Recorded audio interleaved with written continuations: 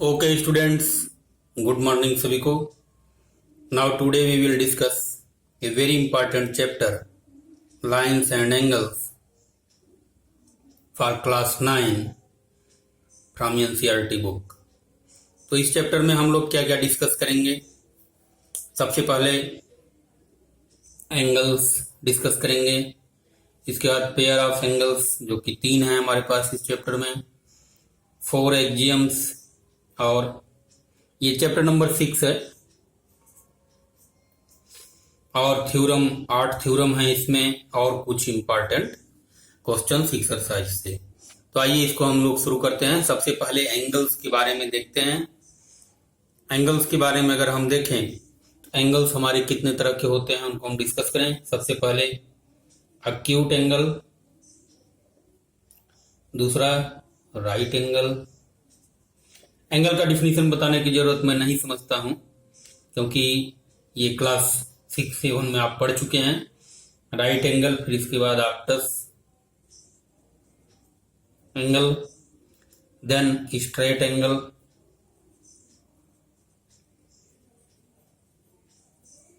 Then reflex angle and then complete angle.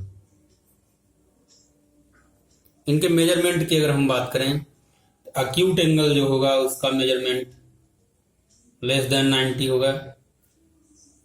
Right angle का जो measurement होगा वो इक्वल टू 90 डिग्री लगाना जरूरी है।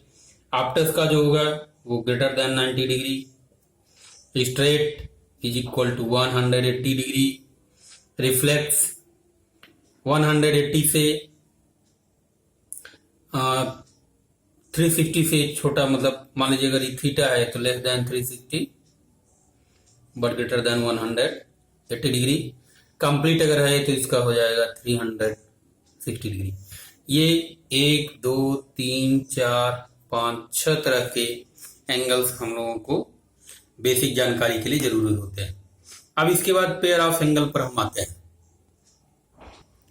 पेयर ऑफ एंगल्स में कई तरह के एंगल्स आते हैं। सबसे पहले हम देखते हैं कॉम्प्लीमेंट्री एंगल्स। कॉम्प्लीमेंट्री एंगल्स क्या होते हैं? एंगल मान लीजिए दो हमारे पास एंगल हैं, angle A and angle B.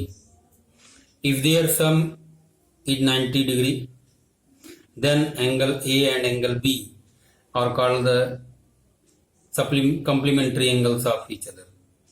Okay, मैंने सप्लीमेंट्री भी बोल दिया है। ये बहुत कंफ्यूजन होता है बच्चों को कि कब सप्लीमेंट्री होता है कब कॉम्प्लीमेंट्री होता है। और सप्लीमेंट्री की अगर हम डिफिनीशन दें सप्लीमेंट्री एंगल की, then what are the supplementary angles? Like complementary angles, the two angles angle A and angle B whose sum is 180 degree is called the supplementary angles। तो हमको बहुत कंफ्यूजन होता था कि कब कॉम्प्लीमेंट्री होगा कब सप्लीमेंट्री होगा। तो मैंने इसके लिए एक निमोनिक्स बनाया, वो निमोनिक्स आपको भी मैं बता रहा हूं और आपको कॉम्प्लीमेंट्री एंगल सप्लीमेंट्री एंगल का भी भूलेगा नहीं। देखिए, अगर हम 1 से लेके 180 तक के नंबर्स को लिखें तो 1 के बाद बीच में यहां कहीं 90 आएगा, फिर 180 आएगा। और अगर हम ए से जेड तक लेटर्स लिखें, ए फिर उसके बाद अल्फाबेट के लैडर में सी और उसके बाद एस आएगा। तो देखिए यहां पर नीचे हो गया, थोड़ा सा दिखाई नहीं दे रहा, हम यहां ऊपर लिख दे रहे हैं। हाँ, तो मैं ये बता रहा था जिसे अगर 1 से हम शुरू करें तो 1 से लेकर 180 तक अगर हम लिखें तो यहां बीच में कहीं 90 आएगा। और ए से अगर हम लिखना शुरू करें, ए का यहां कोई मतलब नहीं है, अल्फाबेट के लैडर में अगर हम लिखें ए से लेकर पूरा जेड तक तो पहले सी आएगा और बाद में एस आएगा।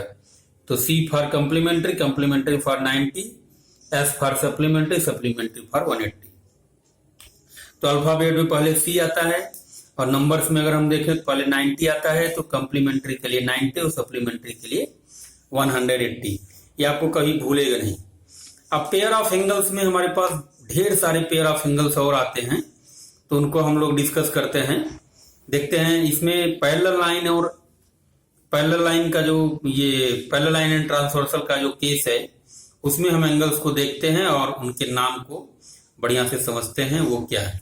तो late us discuss parallel lines and transversal. हाँ, लेकिन उसके पहले पेयर ऑफ एंगल्स में एक हमने छोड़ दिया, अभी 3 हम डिस्कस करने वाले थे। एक और है एडजेसेंट एंगल, ये बहुत इंपॉर्टेंट एंगल है। एडजेसेंट एंगल्स क्या होते हैं इनके बारे में भी डिस्कस कर लेते हैं। मान लीजिए 3rd हमने दे दिया। जब देखिए इस तरह के एंगल आते हैं, ये देखिए इस तरह के एंगल्स की क्या खासियत होगी। सपोज दैट मान लीजिए ए ओ, this is B and this is C, then angle AOB and BOC, angle BOC are said to be adjacent if, इसमें क्या कंडीशन होनी चाहिए, if they have common vertex। पहला कंडीशन होना चाहिए common vertex, तो common vertex है।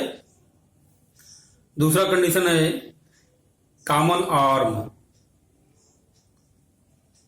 Common arm. तो इसमें देखिए कॉमन आर्म कौन सी है, कॉमन आर्म है ओबी। और तीसरा इंपॉर्टेंट कंडीशन है कि the other arms lie on the either side of the common arm. मतलब इसका जो दूसरा आर्म है वो एक साइड में रहेगा और इसका जो अदर आर्म है वो ओसी वो दूसरे साइड में रहेगा। तो ये भी एक बहुत ही इंपॉर्टेंट एंगल होता है एडजेसेंट एंगल। अब इसी में हम ये लीनियर पेयर समझ लेते हैं कि लीनियर पेयर क्या है। सो लेट अस डिस्कस। तो लीनियर पेयर समझने के लिए सबसे सिंपल आप ऐसे समझिए कि linear pair of angle is equal two adjacent होने चाहिए और प्लस सप्लीमेंट्री। मतलब एडजेसेंट भी होने चाहिए और सप्लीमेंट्री भी होनी चाहिए, तो उसको हम बोलते हैं लीनियर पेयर ऑफ एंगल। जैसे देखिए इस एंगल की अगर हम बात करें, नीचे दिखाई नहीं दे रहा, इस एंगल की अगर हम बात करें, देखिए ये एंगल जो है, मान लीजिए ये ए है, ये बी है, यहां पर एक पॉइंट है ओ और एक रे यहां पर है ये सी सपोज करिए। तो इसमें ये एंगल अगर 180 डिग्री है, मतलब एओबी क्या है, स्ट्रेट लाइन है। तो AOC, angle AOC and angle BOC are linear pair, इसी को हम लीनियर पेयर बोलते हैं। ओके, अब हम डिस्कस करते हैं पैरेलल लाइन और उसके ट्रांसवर्सल पर, और वहां पर डिफरेंट पेयर ऑफ एंगल्स आपको दिखाई देंगे, सबका रिलेशन हम समझेंगे और वो क्यों इक्वल होते हैं उसको भी हम समझेंगे, कुछ एक्सियम्स समझेंगे और थ्योरम समझेंगे और इंपॉर्टेंट क्वेश्चंस भी समझेंगे। तो पैरेलल लाइन और ट्रांसवर्सल जाने से पहले हम एक्सियम 6.1 इस चैप्टर का जो फर्स्ट एक्सियम है उसको हम डिस्कस कर लेते हैं। और जैसा कि हम जानते हैं कि एक्सियम्स क्या होते हैं भाई, axioms are self proved statements, मतलब इनको प्रूव करने की जरूरत नहीं होती है और ये प्रूव भी नहीं है अभी तक, इनको ट्रू मान लिया जाता है। तो इसमें क्या कर रहा है कि if a ray stands on a line then the sum of two adjacent angles so found is 180 degree. इसको हम एक फैक्ट के रूप में, एक्सियम के रूप में, जहां कहीं भी इस चैप्टर में यूज होगा हम इसको प्रयोग करेंगे। लेकिन इसका मतलब समझ लेते हैं। कह रहा है कि एक अगर लाइन है, suppose that this is a line, suppose this is line A B and then if a ray stands on a line, इस पर एक कोई रे आ जाती है, सपोज करिए ये कोई रे आ गई यहां से, मान लीजिए रे का स्टार्टिंग पॉइंट है ओ, तो ये सी आ गया जैसा मैंने अभी डिस्कस किया था। तो वो कह रहा है कि then the sum of two adjacent angles so found. तो एडजेसेंट एंगल कौन बन रहा है, एक हमारा बन रहा है एओसी और बीओसी। तो angle AOC plus angle BOC is equal to 180 degree, जैसा मैंने अभी लीनियर पेयर के लिए बात किया था। तो ये एक्जियम 6.1। अभी हम देखते हैं एक्जियम 6.2, इसी पर हम लोग डिस्कस कर लेते हैं, फिर हम लोग आगे बढ़ते हैं। तो इसमें दूसरा जो एक्जियम है 6.2, इसको हम लोग डिस्कस करते हैं। ये क्या बोल रहा है कि if the sum of two adjacent angles is 180 degree then the non common arms of the angles form line. तो जैसा कि हम लोगों ने डिस्कस किया था, सपोज दैट मान लीजिए कि ये कोई एडजेसेंट एंगल का पेयर सपोज करिए हमने ले लिया, ये हमने ले लिया AOB और ये C। तो करा if the sum of two adjacent angles is 180 degree, अगर इनका सम, ये एंगल और ये एंगल का सम अगर 180 डिग्री हो गया तो करा है नॉन कॉमन आर्म, मतलब OA और OB एक स्ट्रेट लाइन बनाएंगी। That means AOB is a straight line. ये भी एक एक्जियम है, इसको जहां पर यूज करना होगा हम यूज करेंगे। तो ये हो गया एक्जियम 6.2। अब हम इसमें डिस्कस करते हैं थ्योरम 6.1। ओके, थ्योरम 6.1 क्या है? So let us discuss what is theorem 6.1. The theorem is if the two lines intersect each other, then vertically opposite angles are equal. Vertically opposite angles क्या होगा हम आपको बताएं। देखिए, जैसे ये दो लाइंस हो गई AB और CD, अब ये अगर इंटरसेक्ट कर रही हैं तो ये एंगल इस एंगल का वर्टिकली अपोजिट होगा, and similarly this angle is the vertically opposite of this angle. So इसको प्रूव करने के लिए बहुत सिंपल तरीके से हम प्रूव कर सकते हैं। देखिए, हम पहले मान लेते हैं कि ये एंगल 1 है और ये एंगल 2 है, ये एंगल 3 है और ये है एंगल 4। तो as given that COD is straight line, तो एंगल 1 प्लस एंगल 2 ये कितना हो जाएगा 180 डिग्री, और फिर angle 2 plus angle 3, angle 2 plus angle 3 ये भी 180 डिग्री हो जाएगा। अब अगर हम सब्ट्रैक्ट कर दें तो ये प्लस है, ये माइनस हो जाएगा, this will become also minus and this is also become minus, then right hand side will become 0। 180 cancel out हो जाएगा और एंगल 2 भी कैंसिल हो जाएगा, और यहां बचेगा एंगल 1, ये एंगल एंड माइनस एंगल 3। अब माइनस एंगल 3 को हम राइट साइड में ले लेते हैं, एंगल 1 इक्वल टू एंगल 3। तो ये वर्टिकली अपोजिट एंगल्स इक्वल हो गए। इसी तरीके से हम 2 और 4 को भी कर सकते हैं। क्या करना है सिंपली इसमें देखिए, इसके लिए हम क्या कर सकते हैं, यहां से शुरू करिए कि angle 2 plus angle 4, angle 2 sorry angle 2 plus angle 3, 2 plus angle 3 is equal to 180 degree, और फिर 3 plus 4 angle 3 plus angle 4 equal to 180 degree.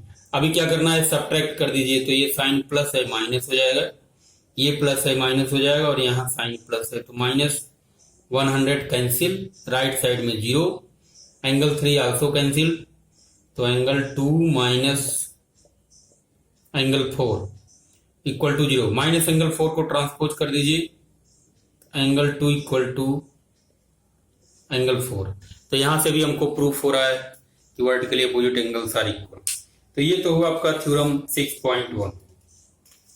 अब हम लोग क्या करते हैं कि इसमें 6.1 जो एक्सरसाइज 6.1 है उसमें एक इंपॉर्टेंट क्वेश्चन है, उसको हम लोग डिस्कस कर लेते हैं, और वो है क्वेश्चन नंबर 5।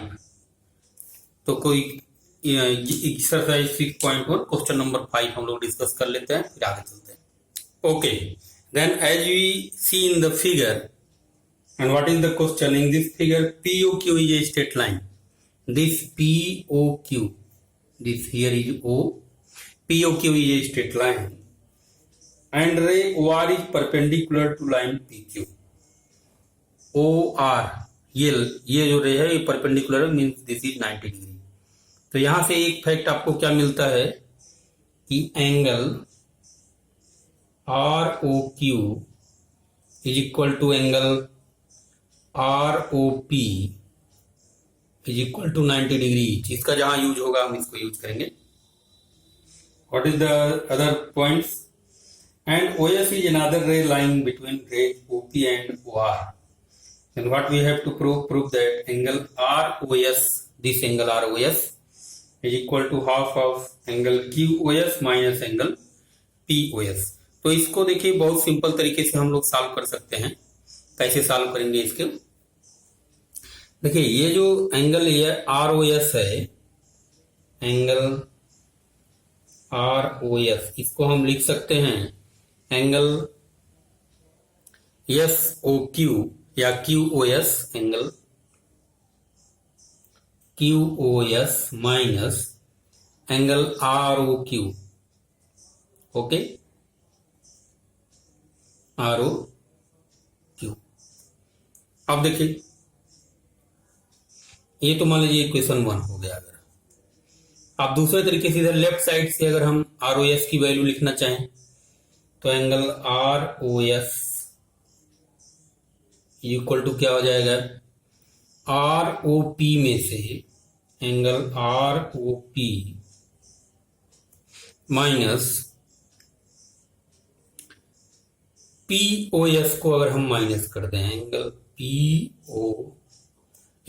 को माइनस कर दें तो देखिए हमको क्या मिलता है। POS को अगर हम माइनस कर दें और फिर हम क्या करेंगे कि ROQ और ROP की वैल्यू हम रख देते हैं। ROQ की वैल्यू कितनी है? 90 डिग्री। ROP की वैल्यू कितनी है? 90 डिग्री। तो वैल्यू हम पुट कर देते हैं। तो ये वैल्यू हमने पुट कर दिया।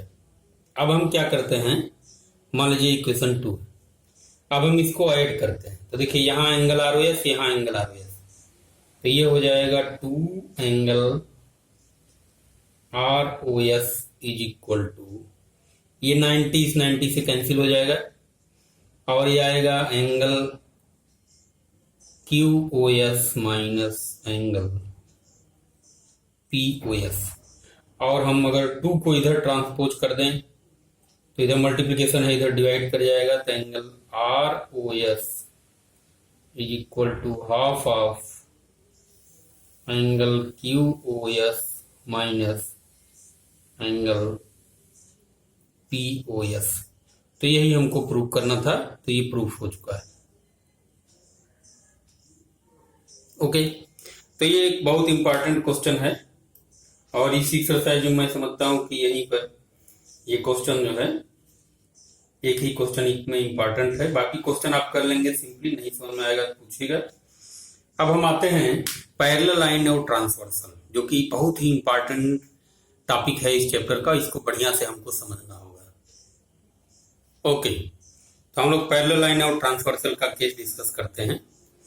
तो इसमें बहुत पेयर ऑफ एंगल्स बनते हैं डिफरेंट टाइप के, उनका रिलेशन हम समझते हैं और कुछ एग्जाम्स भी इस पर हैं, इसको देखते हैं। देखिए इसमें L1 और L2, these are the pair of parallel lines and L3 is the transversal। तो टोटल इसमें कितने एंगल बनते हैं पहले हम इसको देख लेते हैं। अगर यहां से हम एंटी क्लॉकवाइज डायरेक्शन में शुरू करें तो angle 1, angle 2, angle 3 and angle 4, 4 angle यहां पर बन गए। फिर हम यहां से शुरुआत करते हैं एंगल 5, एंगल 6, एंगल 7 और एंगल 8। तो इसमें देखिए ये दोनों जो लाइंस हैं L1 और L2, इनके बाहर जो एंगल है, बाहर कौन कौन एंगल है? 1, 2, 7, 8, 1, 2, ये सब एंगल मैं लिख रहा हूं, इसको ऐसे समझिए, 7, 8। इसको हम बोलेंगे एक्सटीरियर एंगल। क्या बोलेंगे? Exterior angles. ये इन दोनों लाइंस के बाहर हैं, इसलिए एक्सटीरियर एंगल्स। तो इंटीरियर एंगल कौन कौन से हुए? 3, 4, 5, 6, ये हमारे हो गए एक्सटीरियर एंगल्स। और 3, 4, 5 और 6, इनको हम बोलेंगे इंटीरियर एंगल्स। क्या बोलेंगे? Interior angles. ये हमारे इंटीरियर एंगल्स हो गए। इनके अलावा इसमें डिफरेंट टाइप ऑफ एंगल्स होते हैं। जैसे इसमें लीनियर पेयर बहुत हो जाएंगे, जैसे 1, 2 का, 2 और 3 का, 3 और 4 का, फिर 4 और 1 का। उसी तरह से इसमें फिर सप्लीमेंट्री एंगल्स के पेयर बनेंगे ढेर सारे। लेकिन अब हम आते हैं कुछ इंपॉर्टेंट, और वर्टिकली अपोजिट एंगल्स के भी पेयर बनेंगे, angle 1, angle 3, angle 2, angle 4, angle 5, angle 7, angle 6 and angle 8। तो ये सब चीजें हम पहले डिस्कस कर चुके हैं। अभी हम आते हैं कुछ इंपॉर्टेंट एंगल्स पर, जैसे हम देखते हैं एंगल 1 एंड एंगल 5। इनको हम क्या नाम देंगे और ये कौन से एंगल हैं, है ना? तो एंगल 1 एंड एंगल 5, इसको हम बोलते हैं कॉरेस्पॉन्डिंग एंगल, कॉरेस्पॉन्डिंग एंगल। और इसमें एक एक्जियम भी है, एक्जियम 6.4, है ना?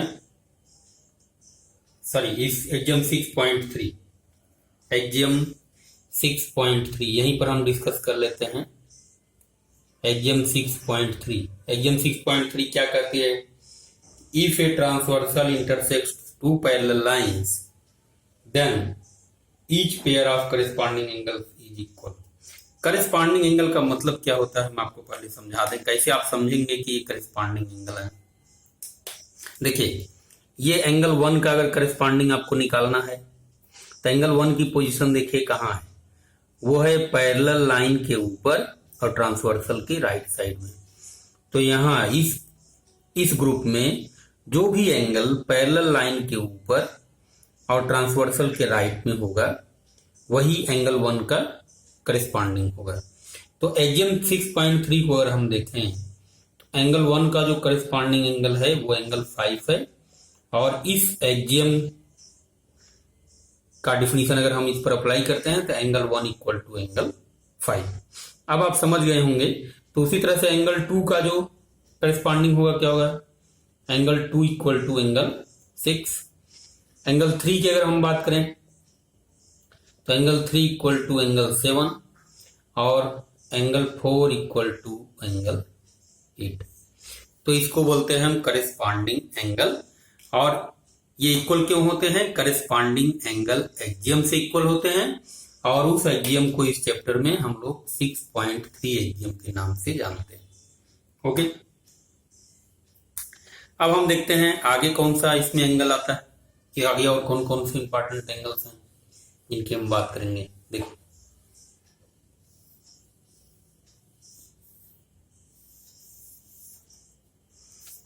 अब देखिए इंटीरियर एंगल्स की अगर हम बात करें 3, 4, 5, 6, यहां पर अगर हम लिखें 3, 4, 5, 6, तो हम क्या करते हैं, यहां से चलना शुरू करते हैं। चाहे क्लॉकवाइज चलिए चाहे एंटी क्लॉकवाइज चलिए, कोई डिफरेंस नहीं है, और हम अल्टरनेट एंगल को पकड़ते हैं।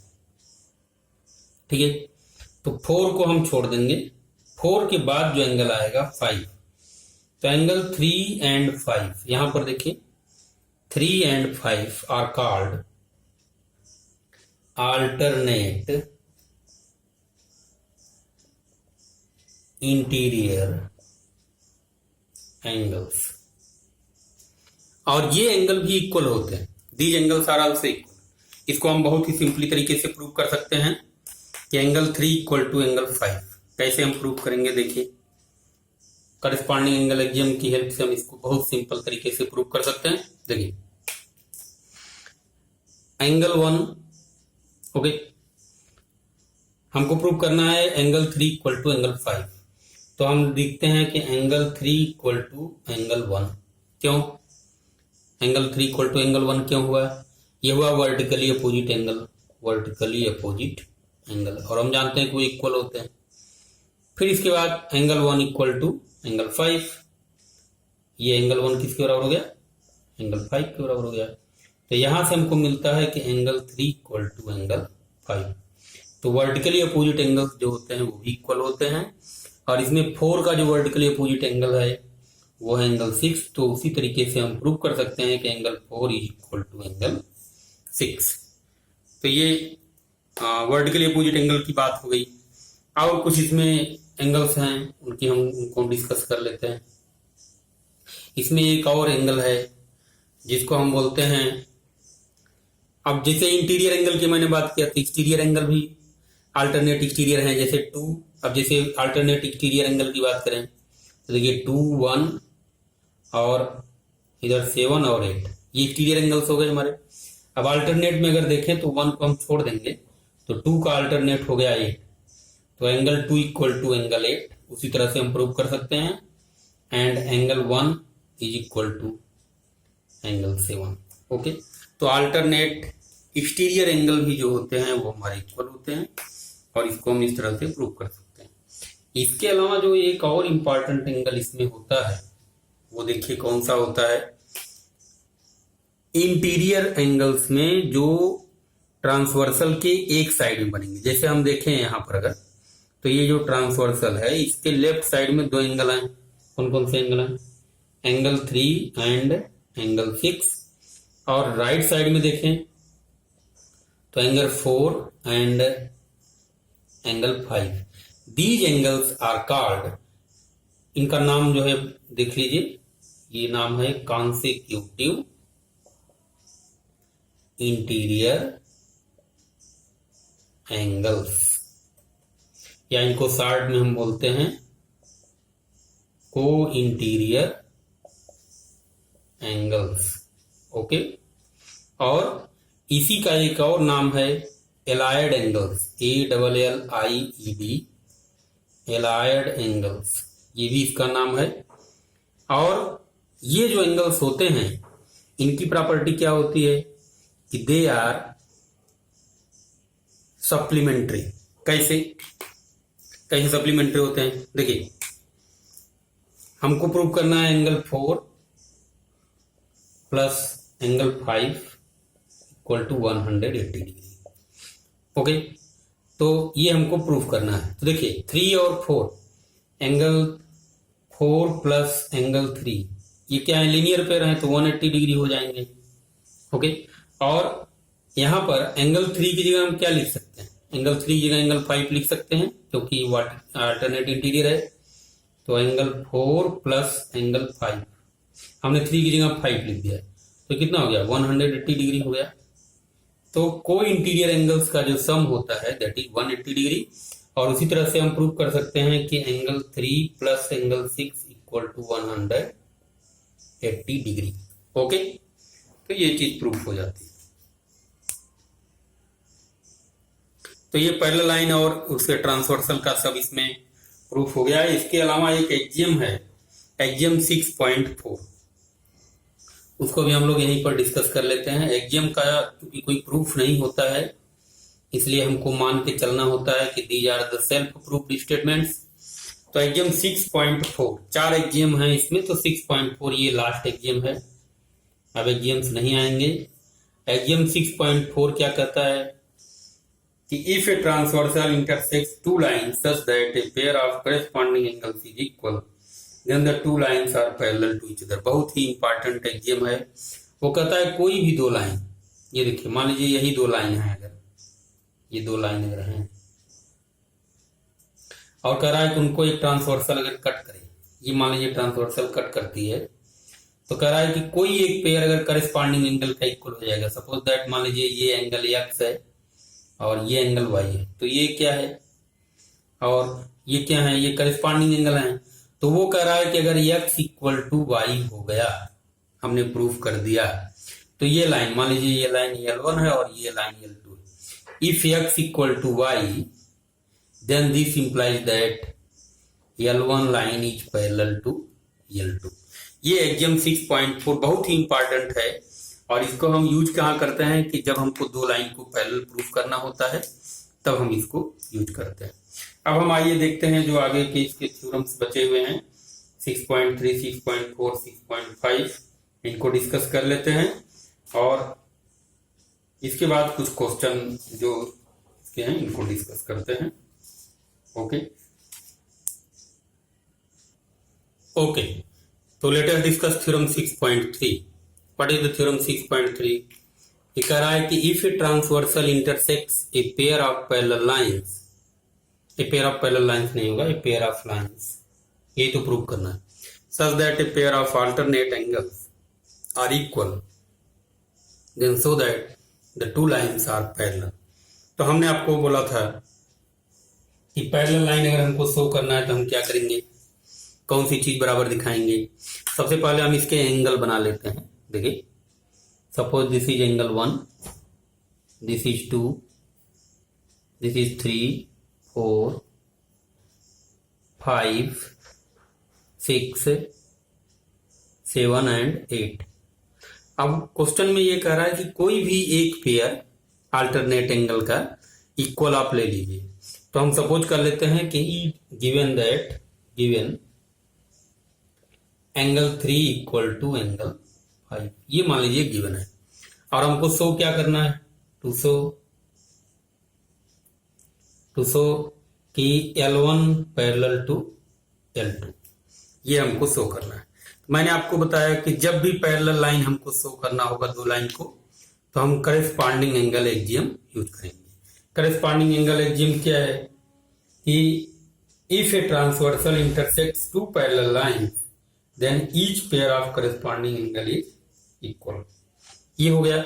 और एक इसका कन्वर्स है axiom 6.4, if a transversal intersects two lines such that a pair of corresponding angle is equal then the two lines are parallel to each other. तो इसमें अगर हम ये प्रूफ कर दें angle 1 equal to angle 5, angle 1 equal to angle 5, ये दोनों चीजों को आप समझ लीजिए। एक्जियम 6.3 और 6.4। 6.3 कहता है कि अगर लाइन्स अगर पैरेलल हैं और ट्रांसवर्सल इंटरसेक्ट करती है तो ये करेस्पॉन्डिंग एंगल बराबर होते हैं।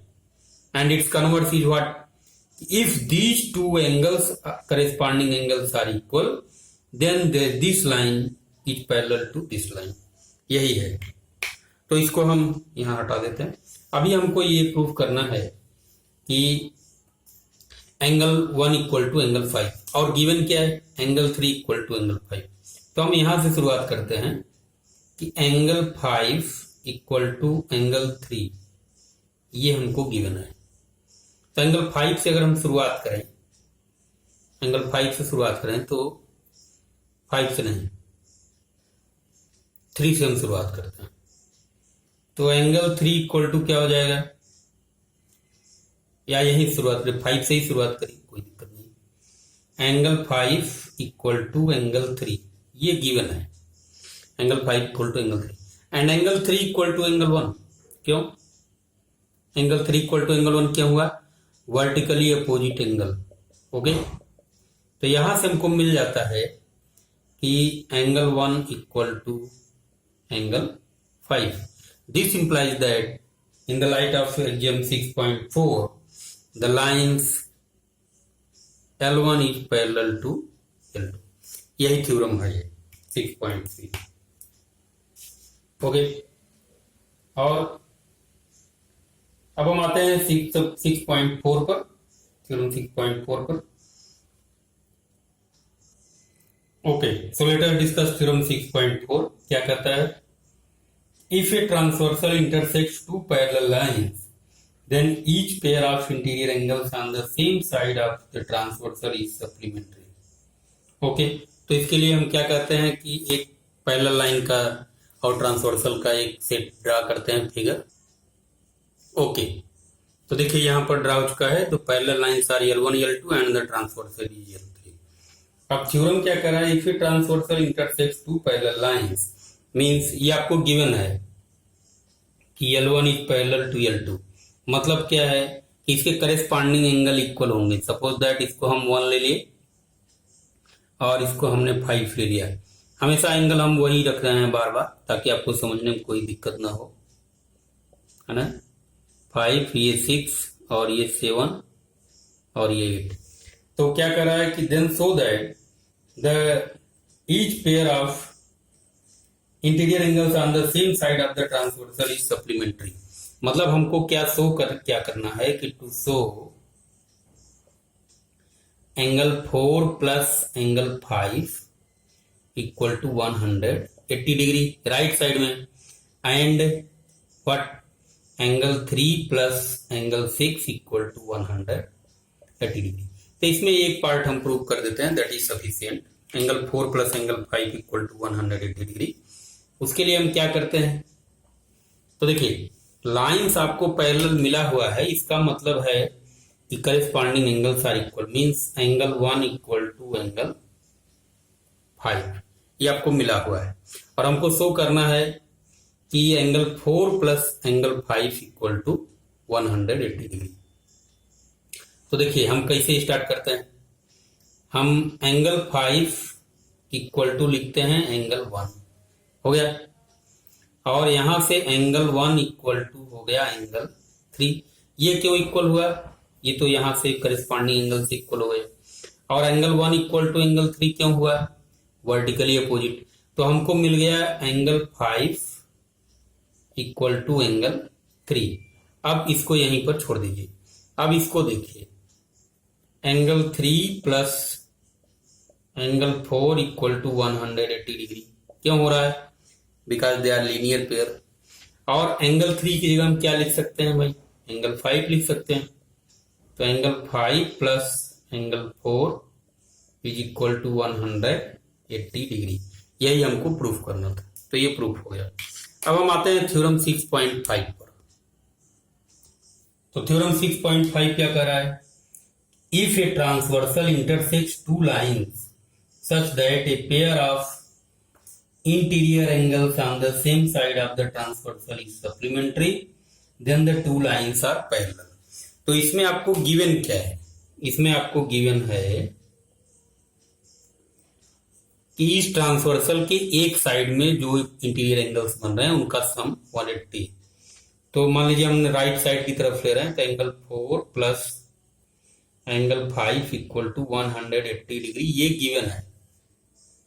अभी आपको शो क्या करना है, टू शो करने में हमको शो करना है कि lines L1 and L2 are parallel lines.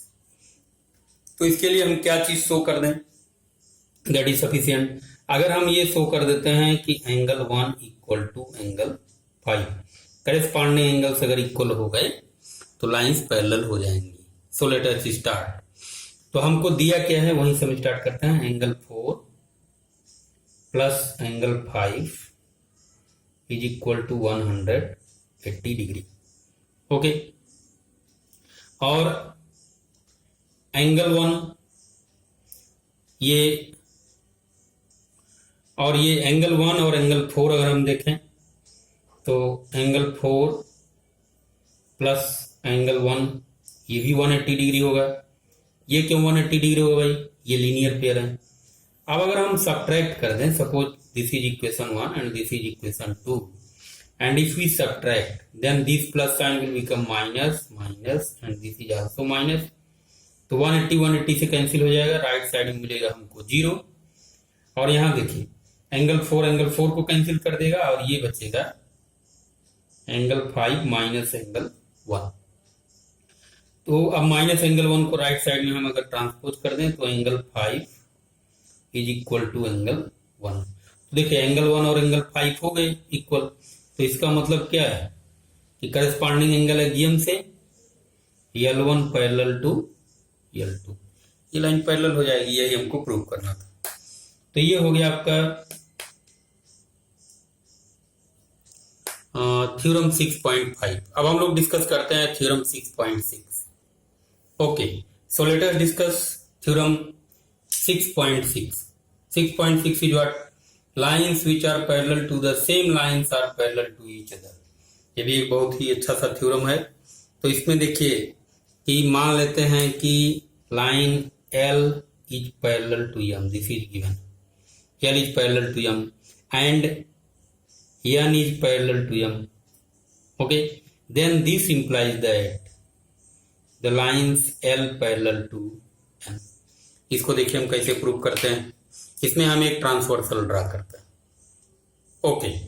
तो जैसा कि हम यहाँ पर देख पा रहे हैं, you see that T is the transversal of these 3 lines. तो आप देखिए, सपोज करिए, मान लीजिए ये है एंगल 1, ये है एंगल 2 और ये है एंगल 3। अब हमको प्रूफ क्या करना है कि L पैरेलल टू M, ये चीज हमको प्रूफ करनी है। तो इसके लिए हम अगर प्रूफ कर देते हैं कि एंगल 1 इक्वल टू एंगल 3, तो हमारा काम हो जाएगा। अब देखिए L पैरेलल टू M ये गिवन है, L parallel to M, this implies that the corresponding angles 1 and 2 are equal, that means angle 1 equal to angle 2, and again N parallel to M, N parallel to M, that means N parallel to M, that means angle 2 is equal to angle 3। तो यहां से अगर हम result को combine करें कि angle 1 equal to angle 2 और angle 2 equal to angle 3, ये तो यहां से रिजल्ट हमारा बनता है कि एंगल 1 इक्वल टू एंगल 3। बीच की लाइन हम गायब कर देते हैं, तो ये दिस इंप्लाइज दैट कि the lines L is parallel to N।